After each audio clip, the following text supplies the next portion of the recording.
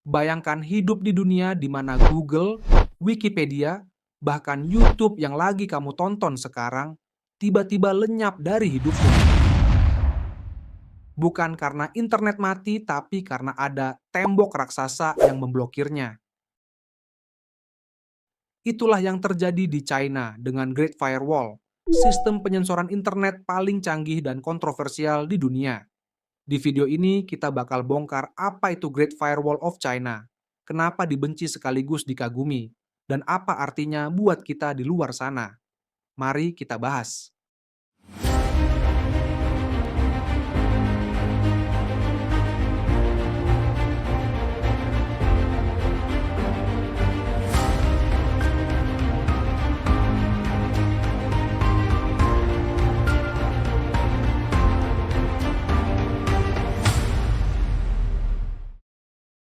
Jadi apa sih Great Firewall itu? Secara sederhana, ini adalah sistem penyensoran internet raksasa yang dibangun oleh pemerintah Cina. Resmi dikenal sebagai Golden Shield Project. Proyek ini mulai aktif sejak akhir 90-an dan terus berkembang sampai sekarang. Mengontrol apa yang bisa dilihat, dibaca, dan dibagikan oleh 1,4 miliar penduduk Cina di dunia maya. Bayangkan, situs-situs yang kita anggap biasa seperti Google, Facebook, Twitter, bahkan TikTok diblokir total di sana. Bukan cuma situs, tapi juga kata kunci tertentu seperti Tiananmen Square 1989 atau kebebasan berbicara bisa bikin kamu stuck di layar kosong.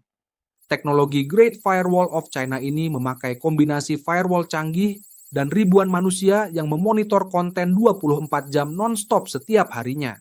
Gila, kan? Ini bukan cuma soal blokir situs. Mereka juga punya VPN killer, teknologi buat matiin aplikasi yang biasa kita pakai buat nembus pemblokiran situs-situs tertentu. Jadi kalau kamu pikir VPN adalah jalan keluar, di China, itu cuma harapan palsu buat kebanyakan orang. Sekarang pertanyaannya, kenapa sih Cina sampai segitunya mengontrol internet? Jawabannya ada di politik dan budaya. Pemerintah Cina bilang, ini soal stabilitas nasional. Mereka takut kalau informasi dari luar masuk tanpa filter, ini bisa memicu keresahan sosial atau bahkan pemberontakan. Contohnya, mereka nggak mau rakyatnya terlalu gampang mengakses cerita soal protes atau kritik terhadap partai komunis.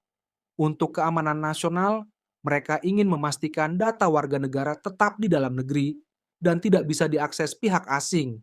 Tapi, apakah ini benar-benar efektif atau justru merugikan rakyat Cina sendiri? Tulis di kolom komentar. Selain itu, ada sisi ekonomi. Dengan memblokir raksasa teknologi barat, Cina kasih ruang buat perusahaan lokal kayak Baidu, WeChat, dan Alibaba buat tumbuh. Dan terbukti, strategi ini berhasil. Sekarang perusahaan-perusahaan ini jadi raksasa global. Tapi, ada yang bilang ini juga soal kekuasaan. Dengan mengontrol aktivitas di internet, pemerintah bisa memastikan versi cerita mereka yang dominan. Misalnya, kalau kamu cari soal Tibet atau Taiwan di China, yang muncul cuman versi resmi pemerintah. Beda banget sama kita yang bisa scroll X atau Google buat lihat semua sisi cerita.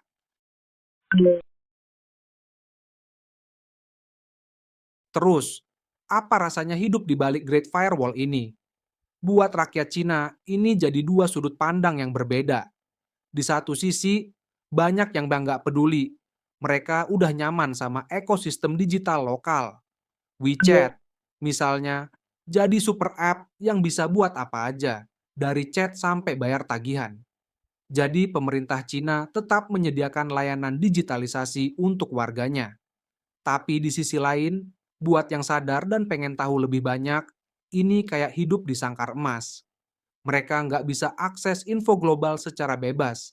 Dan kalau ketahuan nyoba nembus situs-situs yang diblokir oleh pemerintah, risikonya bisa berat, denda, penjara, atau lebih buruk. Pertanyaannya, apakah ada perusahaan Eropa di Cina? Kalau ada, bagaimana mereka bisa saling berkomunikasi?